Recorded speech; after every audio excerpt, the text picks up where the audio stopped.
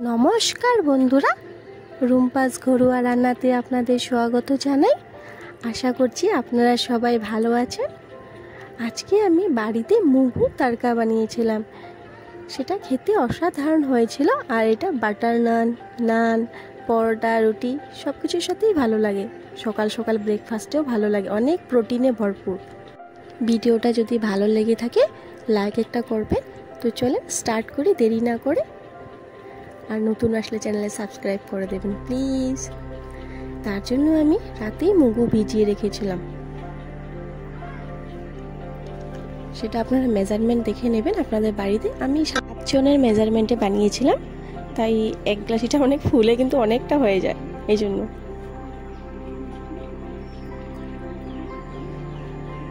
সেটা আমি রাত্রেবেলা 3 গ্লাস মতন জল হবে ভিজিয়ে রেখেছিলাম। 1 গ্লাস মুগুর জন্য 3 গ্লাস জল। সকালে আমি এটা ভালো করে ধুয়ে কিউব সাইজের দুটো মিডিয়াম সাইজের আলু দিয়ে প্রেসার কুকার সামান্য নুন দিয়ে 4-5টা সিটি মেরে নেব।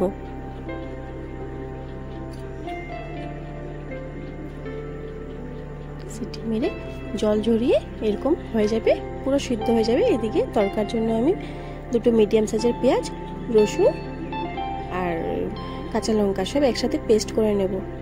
পেস্ট করে কড়াইতে তেল দিয়ে পেস্টগুলো ঢেলে টমেটো দিয়ে সেখানে আন্দাজ মতো নুন, আমি 1 চামচ হলুদ দিয়েছি, 1 চামচ জিরে গুঁড়ো, 1 চামচ ধনিয়া গুঁড়ো আর 1/2 চামচ গুঁড়ো লঙ্কা গুঁড়ো হবে, 1 চামচ নুন। নুনটা আপনারা স্বাদ মতন দেখে নেবেন। ভালো করে নাড়াবো। মশলাটা ভালো করে কষানো হলে মুগুগুলো অ্যাড করে দেব, অ্যাড করে মেলাবো।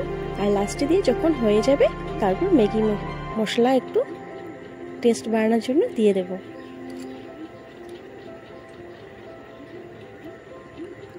সেটা ভালো করে মিক্স করে নেব আর নামিয়ে সেখানে ঘি বা বাটার অল্প দিয়ে ঢেকে রেখে দেব। রেডি।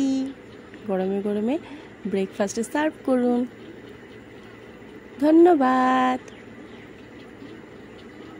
এবার আসি, দেখা হচ্ছে নেক্সট ভিডিওতে। ধন্যবাদ।